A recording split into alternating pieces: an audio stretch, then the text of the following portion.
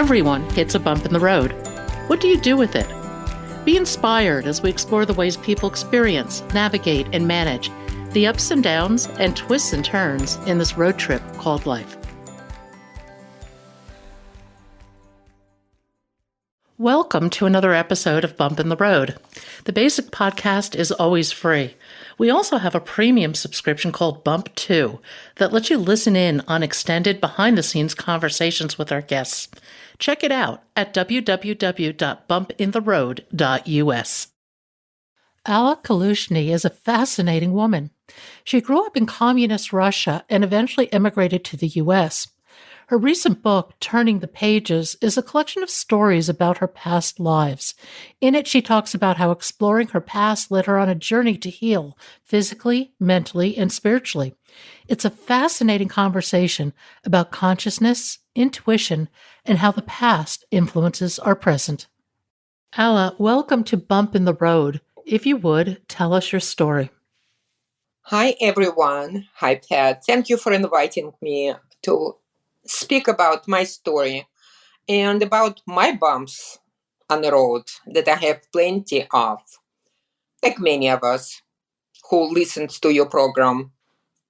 I came to the United States of America. I came to America in 1988 from the former Soviet Union. Came with my family. I did not speak English, maybe very basic. And I had to learn how to adjust to a new life. I had a culture shock. Actually, I had many shocks, including culture shock. When I needed to buy something in a grocery store, I asked my daughter, who was 8 years old at that time, so she could translate for me. So it was a lot of challenges, but little by little, I became acculturated. What's interesting, I started watching soap opera, all my children, and it helped me tremendously to learn English. It was slow, the actions were very clear, did not have to do a lot of explaining, and I watched all my children for 18 years until I felt it's enough. But we are here today to talk about my interest in my book about past lives.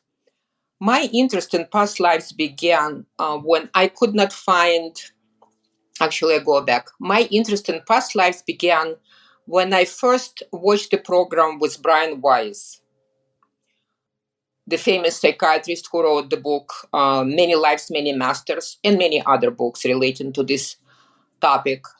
I watched his program and he was promoting at that time his new book, Through Times into Healing. And what I heard from him immediately sparked my interest in past lives, because when he was talking about my situations and how my current situation, relationship situation with friends was reflecting to what he was saying. So that was the beginning of my interest in past lives. What did you do? He was talking about very difficult relationship that could not be resolved. People were going back and forth. It was love-hate relationship between two people. And I recognized the relationship I had at that time with my friend from my childhood.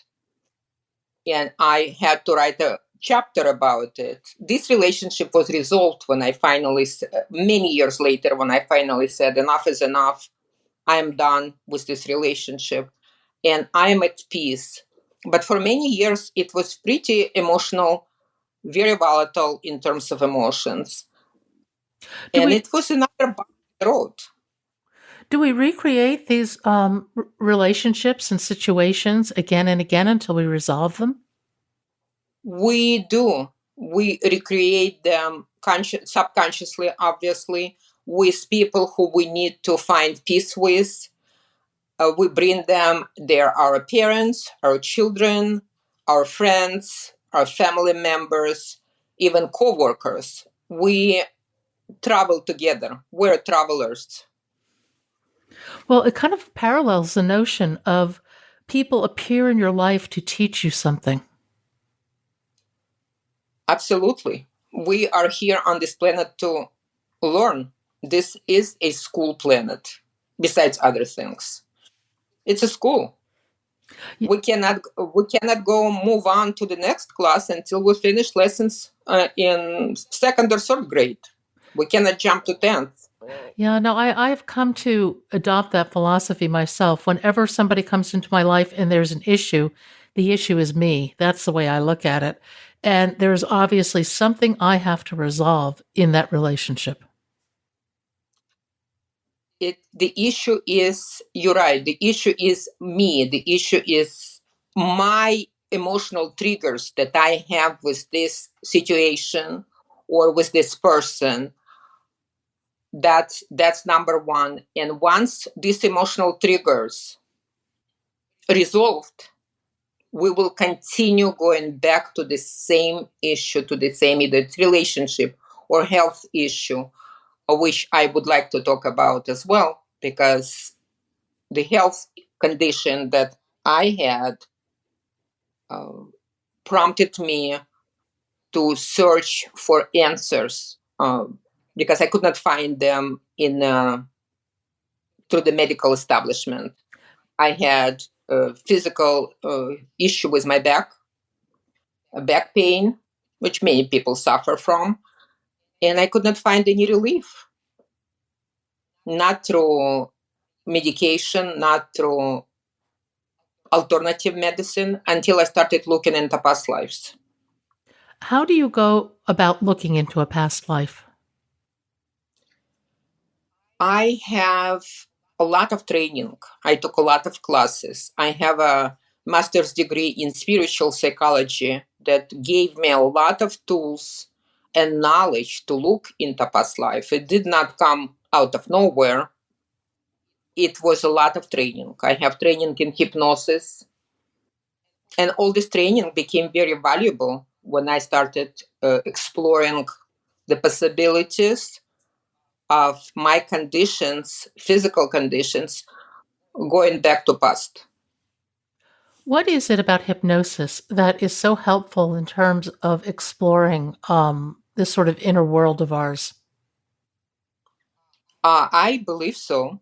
I'm a graduate of Hypnosis Motivation Institute in Los Angeles, and the tools that I learn, I don't practice hypnosis per se with other people, but I apply for myself. I learned self hypnosis, and that allowed me to go inside, to reach my subconscious mind, and reach the places that are not readily available. And it happened through hypnosis and through other tools What are some of the other tools? that I learned from University of Santa Monica, Mm-hmm. is the School of Clinical Psychology. I learned Gestalt. I learned self-forgiveness. Um, I learned other tools that were very helpful, indispensable when I was writing the book. Now, I'm really fascinated by the idea of self hypnosis. Is that something that anyone can learn with some effort? Yes, it is. We are in hypnosis a lot of times during the day. We just don't realize it. When we drive, we're in hypnosis. When we wake up, when we go to sleep, we are in a lighter state of hypnosis. Oh, that's so true. So learning is easy. It's not hard. I wanna say it's not hard. And There is plenty of. how can you apply what are some of the other ways you can apply self hypnosis to your own emotional and spiritual well being? What I learned in Hypnosis Institute helped me tremendously to expand my knowledge of myself, of how my brain and how my mind works. At that time, I was in a very difficult period of my life when I started Hypnosis Institute. I started a new job that was very demanding, required a lot of English skills, which I didn't have many. And I believe that hypnosis was my saving grace at that time. It helped me to calm down, to ground myself, to balance myself. And I was at this job for 19 years, almost 20 years. And I attribute it to learning hypnosis, the skills of hypnotherapy. That's really interesting. I got into meditation, and for me, meditation accomplishes a lot of those goals. It gives me mental peace. It grounds me. It's partly experiential. It increases my focus because it goes to disciplining your mind. And it's interesting that you can get some of that from hypnosis as well. Yeah. Oh, have to try this. It would be great. Your book is beautifully written.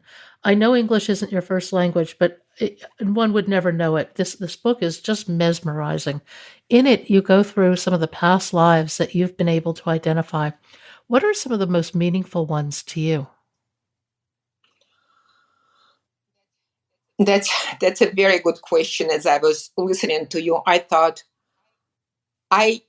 they all meaningful because each of them, it's like the children. You cannot say that I love this child more than I love that child. Obviously, some are more pronounced than other ones. For me, the lifetime that came with physical sensation. There are a couple of lifetimes that I physically experienced the death itself. It was very traumatic. One was when I was at USM, which is the University of Santa Monica, and we at practicum, which is like a culmination of 2 years of studies, and we had a 20 minutes meditation. And in meditation, I experienced being burned as a witch. I physically experienced the heat, the fire coming from my feet, and it was a very scary experience. That was one of the first lifetimes that came to me to resolve. I had another lifetime also physically uh, came as a physical memory. I was visiting New York and I went to Ellis Island with my husband and friends. And as I walked into this long corridor, if somebody was at Ellis Island, they know what I'm referring to. And I started crying. I could not figure out why. It was quite a while ago, long before I started working on the book. And then I heard the answer, you were here before. And when I started exploring this lifetime, I got an answer that I was a child brought to Ellis Island, and I was able to tap to this lifetime and how this lifetime tragically ended in New York. Is just the knowledge of those set of events enough to free you from their ongoing repercussions, or is there more that you need to do? At this point, I think just bringing the awareness that I know about them. At this point, I think that I fulfilled my need to know.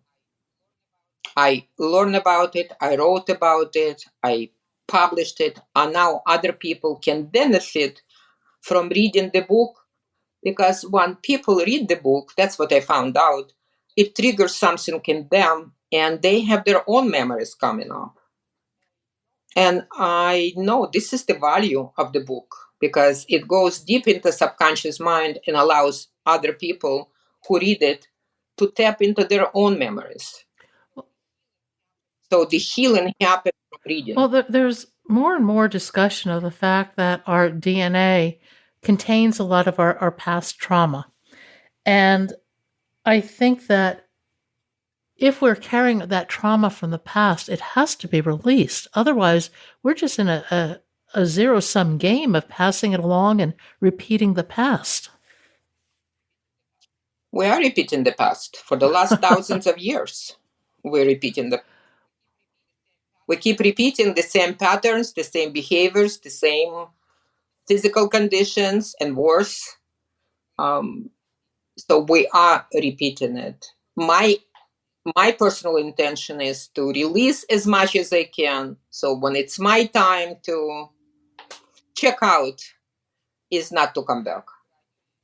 I want to graduate. And I think writing the book was one of the attempts to graduate from this planet. It's interesting.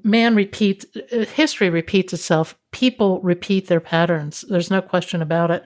I'm a collector of old maps, and one of the maps I have is from the 1700s, from John Law's expeditions into the New World.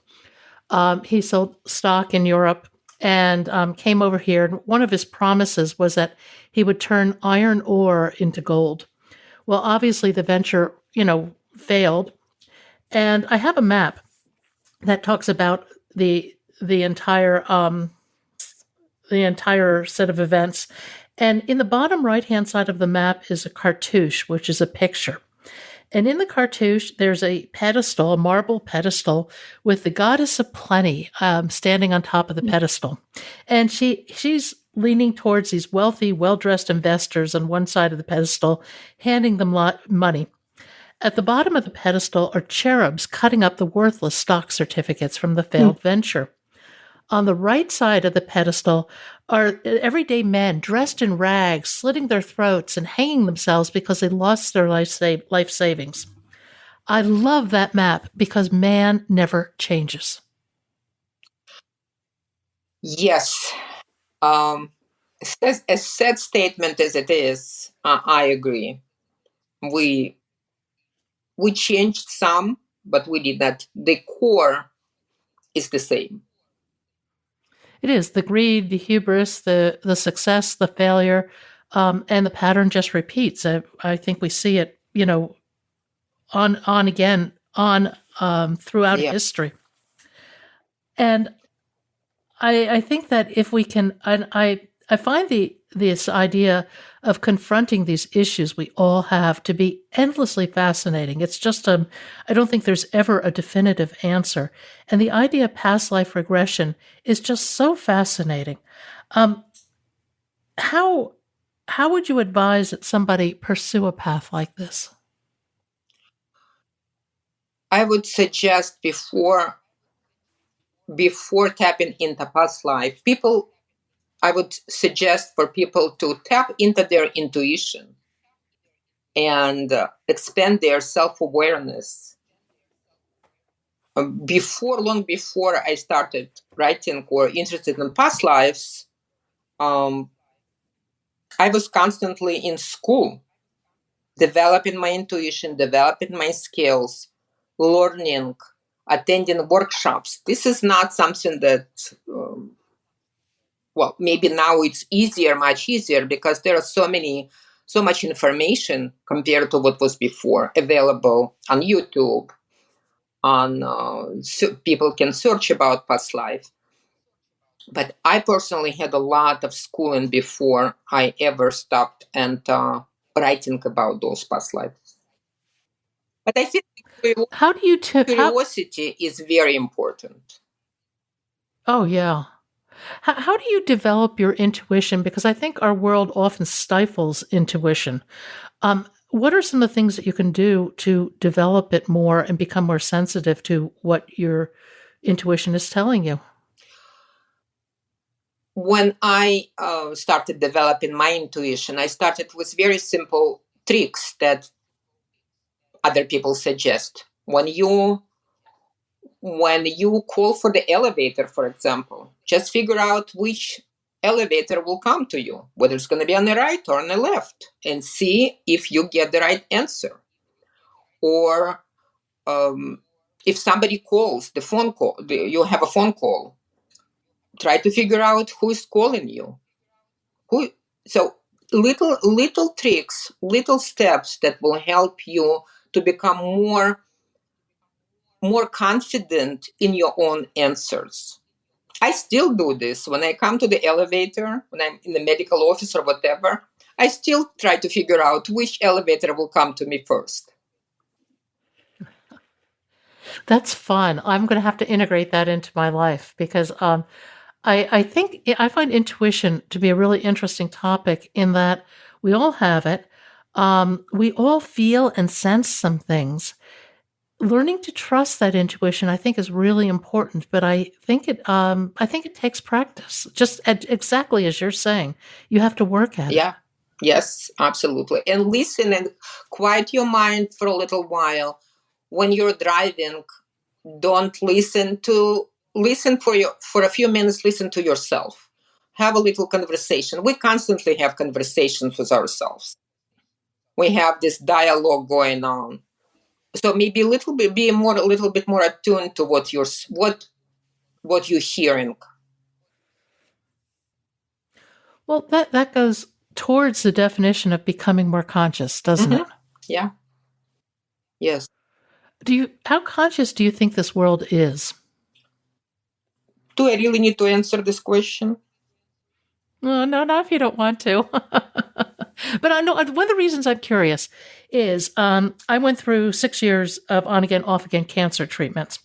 And through that, I developed a meditation practice. I radically changed many things in my life, most of all, my perspective of life. And in doing that, I saw that cancer could be a portal into a more conscious life. That's what I naively thought. I was wrong.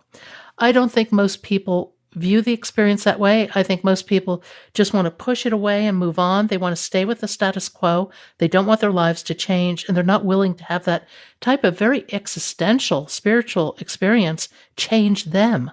So the reason I query about that is I personally, through my experience, don't think more than maybe 12 to 15% of the people, if that, going through a major life transition like cancer, change.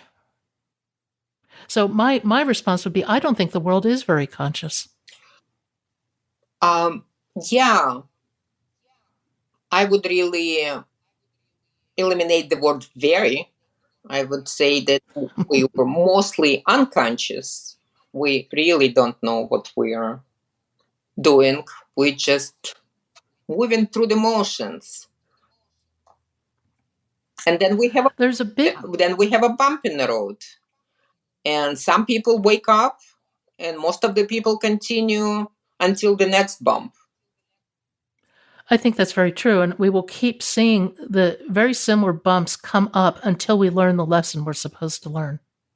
Yes, that's how we learn, unfortunately. Whether it's a bump on the road or it's bump on the forehead or somewhere else, but we have to go through the bumps. Yeah, I have to laugh. This sounds so obvious, but one of the things I have definitely had to learn is patience. I am a very impatient person. I want to skip from A to Z, forget everything in between. And obviously, the world does not work that way. So I have been throughout my life presented with many opportunities to learn patience.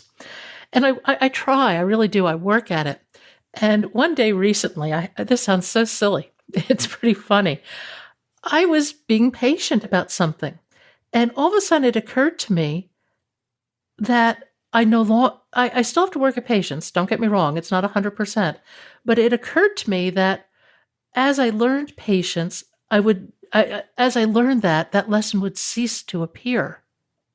And it sounds so simple and obvious, but it's so true for everything that we face.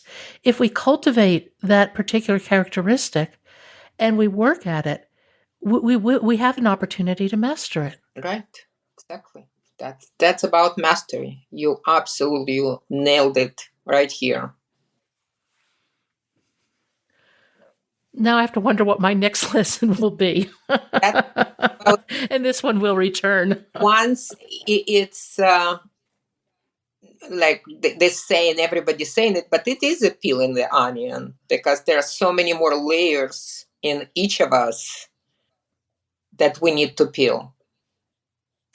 That is really well put. As a matter of fact, I think of a quest for an authentic life certainly involves consciousness, but part of that involves, it's like peeling back the layers of an onion. And you have to keep going, and keep going until you really start to resonate with yourself. Yeah. And sadly, many of us, and I have been there, go through life not resonating with yourself at all. And that is a recipe for disaster. Can I help you to reframe it? It's a lesson. It's an opportunity to learn.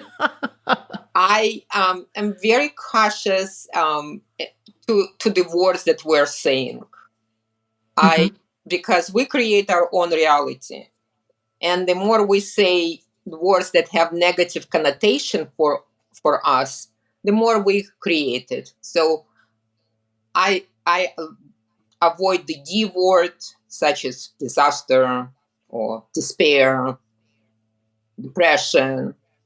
I avoid the word suffering. I use the word either challenge or opportunity.